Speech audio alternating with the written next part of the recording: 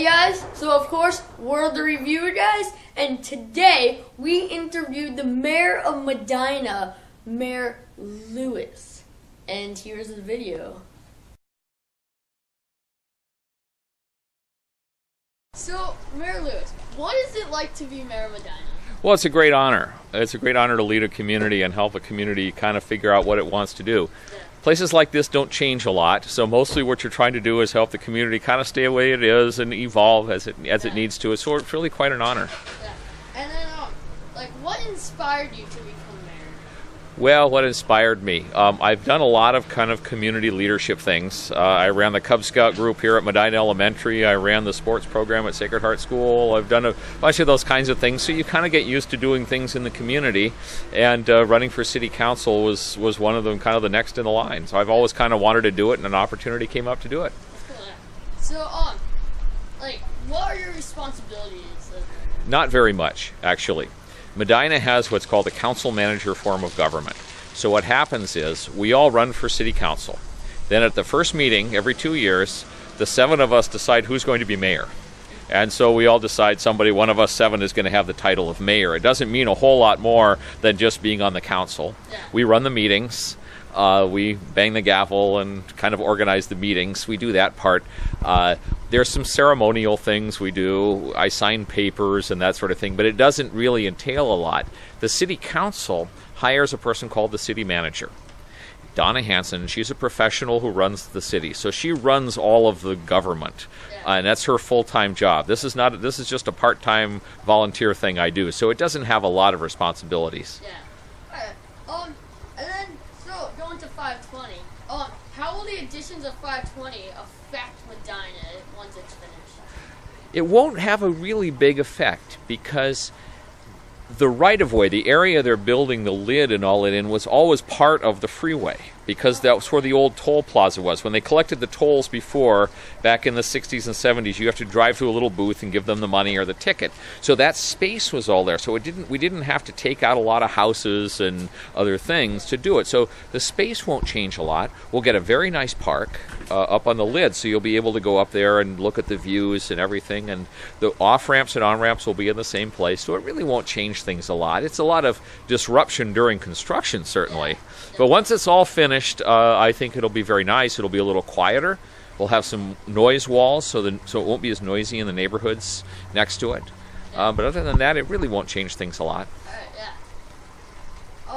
So, what is crime like? I know it's a safe town, but with the new additions to 520, how will it change? I know the camera is going into the town, but I don't know if there's any with the bus stations and I know some. Crime in Medina is very, very low.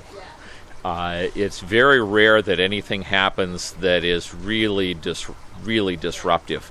The biggest problem we have is car prowls. Someone will come through and they see a car that's open, and they'll get in and they'll rummage around and look for things to steal. That's about it. So that really would have very few burglaries, houses getting broken, very, very little of that. The biggest problem really is things like speeding cars and that kind of thing. But really, crime is very, very low in this community. Okay, yeah. And then with the waterfront access going in by it, will it be safe for kids? And will there be a curfew on it? Because I know some residents. Well, which waterfront access are you? 520. Well, there really isn't going to be any waterfront access down there. There's going to be a viewpoint, a park you'll be able to see on the top, but it's a steep cliff there. So there's not going to be any way to get to the bottom of that. So that won't be a place where you'll have access. Medina currently has 3 waterfront parks. The one you're standing in right now, and the dock down here at the south end. If you ever go down there, and there's a dock up at the north end that are open to the public. And those are the 3 areas. Now this beach, of course, has a lifeguard in the summer. The other 2 docks don't. So if you go swimming there, you're on your own. But it's a good place to go fishing or just kind of look out at the water. People take kayaks and things down to those beaches. Yeah, I know they have good views of them. They do, yes. And then, who is one person that you look up to? Well, as far as being mayor, the person I look up to mostly was my grandfather, because he was the first mayor here in Medina. Oh, really? back in 1955. Yes, he and his friends led the movement to incorporate the city. Before 1955, this wasn't a city. It was just part of the county. And they decided they wanted to be a city and have their own government and be able to run things themselves. And so my grandfather and his buddies all got together, and they got all the petitions signed and everything to get it on the ballot. And the people who live here decided, yes, we want to become a city. So my grandfather ended up being the first mayor. And I always look up to him as somebody who really led the community. Yeah, that's pretty cool. So, what did you want to be as a kid? I never had any idea at all. I still am not sure I do. I certainly didn't ever envision getting involved in politics at all when I was a kid. I always thought actually that I should be an architect. Not that I was really ever any good at any of that sort of thing, but it seemed like a neat profession. What was your best or favorite class in school?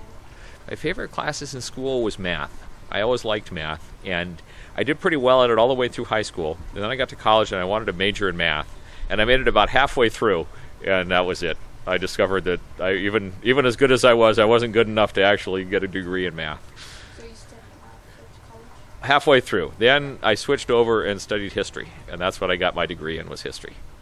What is the process of becoming a mayor? Well, again, you run for a city council. So there's 7 seats on the city council, and every 2 years there's an election. So 4 people get elected 1 year, then 2 years later, the other 3 seats are up, and then the 4 seats. So it's a 4-year term that are overlapping.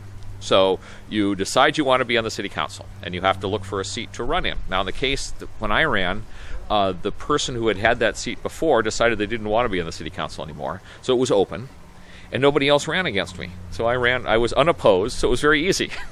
People couldn't vote for anybody else. So then you get on the city council, and then, as I said earlier, the council members, the 7 of us, all decide that one of us is going to have the title of mayor. And that's decided at the first meeting every 2 years after the election. So that's the process, and they decided that they wanted me to be mayor.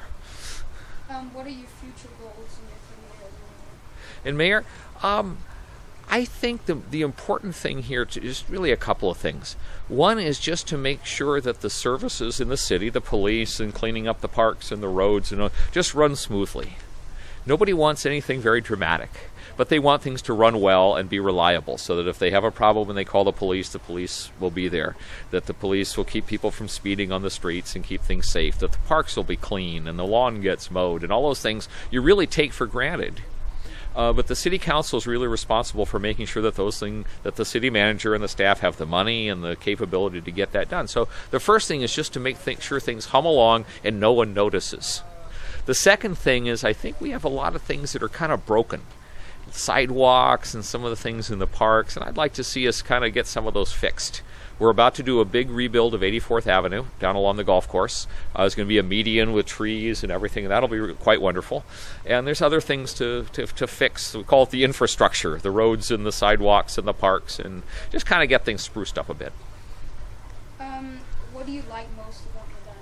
What do I like most about Medina? Well, I grew up here, so I've lived here the majority of my life, so I don't know what it's like anywhere else. I like the fact that it's quiet and peaceful and very friendly, and it's a great place for kids. It's really, I grew up here, and it's just a great place for kids because it's got a lot of things to do, good school, it's very safe. That's what I like about it. And finally, what's the average time you spend every day working? Oh, not very much. Some days it's an hour or two, some days it's nothing at all. I read email that comes in, I'll make a phone call occasionally. The council meets only once a month, and then every other month we have a special meeting, so once or twice a month we meet. So it's really not a huge amount. As I said, the city manager here, whose job is full-time, she really runs the city on a day-to-day basis, and us council members just provide some advice and input once in a while.